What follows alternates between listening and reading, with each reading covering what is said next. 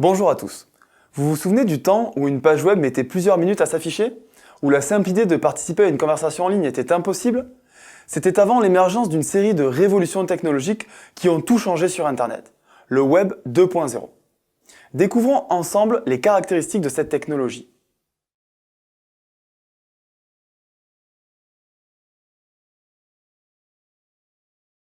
À l'origine, le web était une sorte de vitrine géante où les personnes qui en avaient les moyens pouvaient exposer leurs idées ou leurs produits.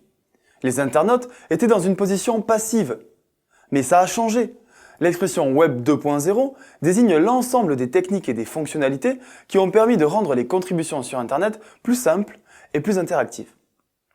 Depuis la fin des années 90, des innovations successives ont permis de créer des interfaces innovantes et de faciliter l'utilisation du web pour les non-initiés. Aujourd'hui, plus besoin d'être un expert du code pour s'exprimer sur Internet. C'est désormais facile d'ouvrir un blog ou encore de contribuer à l'encyclopédie en ligne Wikipédia. Grâce au Web 2.0, Internet est ouvert à tous. Et l'exemple le plus abouti et révélateur de cette nouvelle tendance, c'est l'émergence d'une quantité de réseaux sociaux. Et c'est ce qui nous intéresse ici.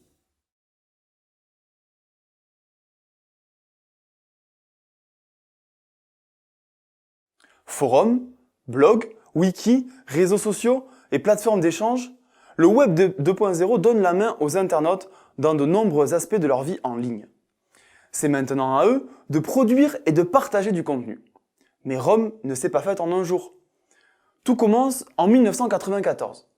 Un étudiant nommé Justin Hall lance son site, le premier blog personnel du monde. 4 ans plus tard, en 1998, Open Diary permet à ses utilisateurs de publier leurs journaux en ligne de manière publique ou privée et d'ajouter des commentaires. En 2000, c'est au tour de Wikipédia de faire son apparition. 20 000 articles sont publiés dès la première année. En 2003, c'est LinkedIn, 2004, Facebook, 2005, YouTube. Avec le Web 2.0, le web ne sera plus jamais le même.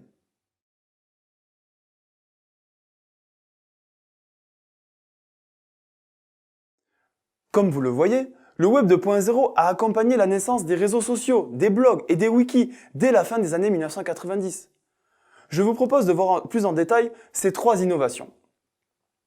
Les réseaux sociaux d'abord, ce sont des sites internet qui permettent aux internautes de se créer une page personnelle afin de partager et d'échanger des informations, des photos ou des vidéos avec leur communauté d'amis et leur réseau de connaissances. Le blog, quant à lui, c'est un peu le journal intime de l'internaute, dans lequel il peut publier des articles en ligne. D'ailleurs, le mot blog vient de la contraction de web et log qui peut se traduire par journal en ligne. Le blog est généralement créé par le blogueur lui-même grâce à une plateforme d'autopublication et d'hébergement de blog. Enfin, le wiki est une application web qui permet de créer et de modifier des pages de manière collaborative directement depuis un navigateur. C'est un outil de gestion de contenu dont la structure est minimale et simplifiée, dont l'exemple le plus parlant est Wikipédia, l'encyclopédie en ligne.